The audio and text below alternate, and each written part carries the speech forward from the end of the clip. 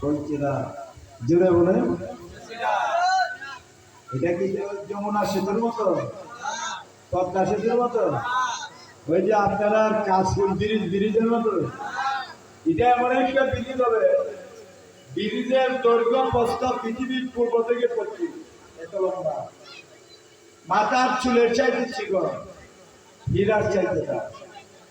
হীরা বুঝেন, হীরা পাথর দিয়া একটা কুর বানাইয়া মানুষের মুক্তি করে একটু বেশ কাটিয়া গলা বেলিতে একটু বেশ অলাগে সামান্য এমন চিকন হবে। রাসূল বলেন, আমার তোমার যদি যারা পরিমাণ সিনার ভিতরে আমি রাসূলের প্রেম থাকি, আমি তোমার চাইতে আরো বেশি পাগল হব। তোমার কবরে আমি রাসূল হাজির থাকবো। কবরের পরে তোমার দ্বিতীয় পরীক্ষা, বিজারে তোমাকে বাঁচানোর জন্য হাজির হব। তোমার তৃতীয় পরীক্ষা ফুলচিরাতে আমি তোমার কাছে দাঁড়াই থাকবো। তোমার চতুর্থ নম্বরের পরীক্ষা, শেষ পরীক্ষা, যে পরীক্ষার দিনে আল্লাহ কাজী হয়ে যাবেন, আল্লাহ হাকিম হয়ে যাবেন, বিচারপতি হয়ে যাবেন, আর আমি রাসূলের দূত হয়ে যাব। সেই দিন আমি রাসূল তোমাকে বাঁচাইবার জন্য দেওয়া হাত ধরে নিচে সেজদায় পড়ে আমি কাঁদবো। সবাই নফসি নফসি করবে, সবাই কান্নায় কাঁদবে। আমার আমার একটা কারণে, আমার একটা টেনশন, আমার একটা চিন্তা লাগে। আমার যারা পরিমাণ ইমান যাচ্ছিলাম, আমার ওই একটা গুনাহগার মাত্র আমি জাহান্নামে রাখব না। আমি রাসূল তার হাতে ধরে জান্নাতে যাব। অনেক লোক দেখো জান্নাতের মালিক বলে আমি, হ্যাঁ জান্নাতের মালিক বললাম। টুপিটার মালিক কে? এই যে আমার মাথায় টুপিটা, এটার মালিক কে? বর্তমান মালিক বলেন আমি। এই টুপিটা মার্কেটে যখন ছিল আমি মালিক ছিলাম না। কথা বলতে না, মার্কেটে যখন এটা বাইতুল মুকাররম থেকে ক্রয় করছে, দাম আমরা বেশি বেশি নবীর সুন্নাত 1 টাকা যা মাথায় দিল, এটার দামই সুন্নাত। 5,000 টাকা যা দিল, এটা নবীর সুন্নাত। 5 লাখ টাকা যা দিল, এটা নবীর সুন্নাত। মার্কেটে যখন ছিল টুপি, মার্কেটের মালিক ছিল মালিক, ওই টুপির মালিক। আর আমি যেদিন ওই মার্কেটের মালিক থেকে মাত্র 350 টাকা দিয়ে ওই টুপিটা ক্রয় করেছি, মালিকের কাছে, টুপিওয়ালার মালিকের কাছে টাকা দিয়া, ডানা দিয়া টাকাটা দিয়েছি, বামা দিয়া টুপিটা আমার হাতে রয়েছে। বন্ধুদের টুপিটা আমার কাছে আসার পরে আমি মালিক, আমার আল্লাহ একটা জান্নাত বানাইছেন। ওই সূর্য আমার আল্লাহ একটা জান্নাতের মালিক, কিন্তু আল্লাহ থেকে ক্রয় করে আমার রাসূল একটা জান্নাতের মালিক হয়ে গেছে। আমার রাসূলের ইজাজত ছাড়া আদম থেকে ঈসা রূহুল্লাহ নবী পর্যন্ত 1,26,000 মতান্তরে 2,26,000 নবী রাসূল জান্নাতে যাইতে পারবে না।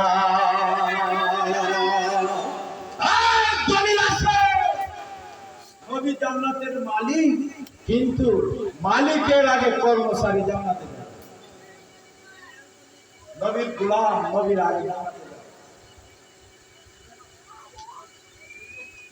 বিলাল দেখতে সুন্দর ছিল না, চেহারা কালো ছিল, অন্তর কিন্তু নবীর নূর দিয়ে আলোকিত ছিল। উপর দিয়া চেহারা কালো ছিল, কিন্তু তার ভিতরটা নবীর নূরে আলোকিত ছিল। বেলাল আমার নবীর আগে আমার নবী আগে বেলাল জান্নাতে প্রবেশ করবে। সুবহানাল্লাহ। এটা কি বলে? আমার নবী সোয়ার হবে, বুড়াকে সোয়ার হবে, জান্নাতে যাবেন, জান্নাতে ইবাদত করার জন্য। আর ওই বুড়াকে ড্রাইভার হবে আমার বেলাল, নবীর কলিজা টুকরা বেলাল, যে বেলালকে পছন্দ রুদের মধ্যে কাপের বেঈমানেরা পাথর মারছে। বেলালের জিহ্বাটা কাটা হচ্ছে, বেলাল বলছে যে পর্যন্ত তুই আগে আশহাদু আন্না মুহাম্মাদুর রাসূলুল্লাহ বলা বন্ধ না করবে তোর জিহ্বাটা কেটে দিব। বেলাল বলে ওরে কাফের, আমি বেলালের জিহ্বার আগার অংশ কেটে দিছ, আমি বেলালের জিহ্বাটা গুড়াই যদি কেটে দে জিহ্বা চলে যায়, আমি বেলালের কলিজাটারে কাটটা কাটটা যদি 4 ভাগ কইরা দে, আল্লাহর কসম আমি বেলাল আশহাদু আন্না মুহাম্মাদুর রাসূলুল্লাহ, আমি বেলালের নাকের আগায় যত পর্যন্ত দম থাকবে আমার রাসূলের নাম জপতে জপতে আমি দুনিয়া থেকে পর্দা করব। এটার নাম হয়েছে এই নবীর সাহাবী হামজালা কেমন করে বিনা গোসলে জান্নাতে গেলেন, আর জান্নাত থেকে জান্নাতি কাপড়ের কাপড়। এ বন্ধু আপনার কিসের প্রেম, আমার কিসের প্রেম? মিলাদুন নবীর প্রোগ্রামে বসে নবীর প্রেম, মিলাদুন নবীর প্রোগ্রাম থেকে চলে গেলে নবীর প্রেম আপনি আমার ভিতরে থাকে নাই। বন্ধুরা কেমন প্রেম করেন তাদের বলেন ইয়া রাসূলুল্লাহ, রবিউল আউয়ালের 9 তারিখ চাঁদের 9 তারিখে আমার রাসূলের দরবারে হাজির হয়ে বলেন ইয়া রাসূলুল্লাহ ইয়া হাবিবাল্লাহ, আল্লাহর নবী গো আপনার নূরানি কদম মোবারকে আমি জামিলের সমস্ত কিছু কুরবান করলাম।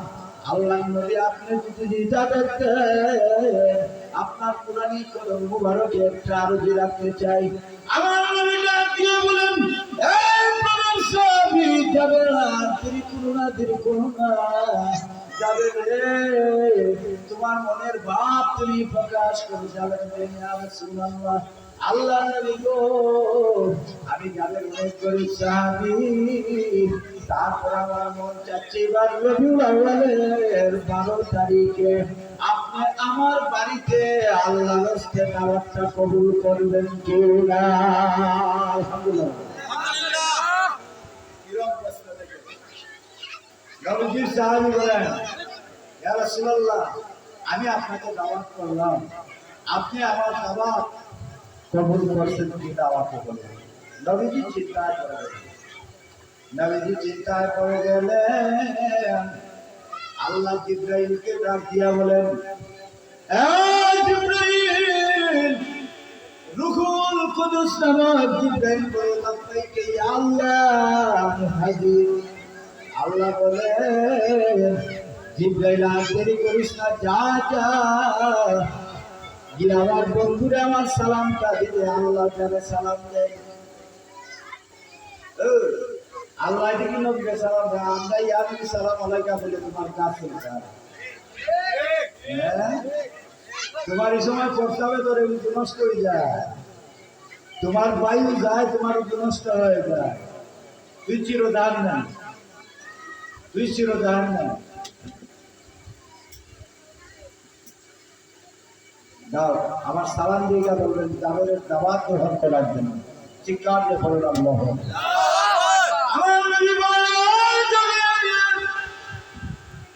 আমি তোমার দাওয়াত গ্রহণ করলাম আলহামদুলিল্লাহ, কিন্তু আমি একা যাব না।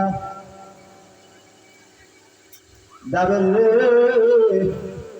তোমার সহচর, তোমার আর বন্ধু 40 জন সাদিক নিয়ে আমি রবিউল আউয়ালের চাঁদে 12 তারিখ সুবে একবারে মেন টাইম, যে সময় নবীজির জন্ম, সুবহে সাদিকের সময়। সুবহানাল্লাহ, আল্লাহু আকবার। দিনের বেলাও না, রাতের বেলাও না, আল্লাহর হিকমত থেকে আল্লাহ দিন এবং রাতকে দুইটারে খুশি রাখছে। এ বাবা, এ বাবা, এ আব্বা, তুমি আমার আব্বা, কথা বলো। আমি তোমার তোমার বাড়িতে সুবে সাদিকের সময় হাজির হয়ে যাব। নবীজির কলিজার টুকরা সাহাবী হযরত জাবের রাদিয়াল্লাহু তাআলা আনহু বলেন, আলহামদুলিল্লাহ, মনের আনন্দে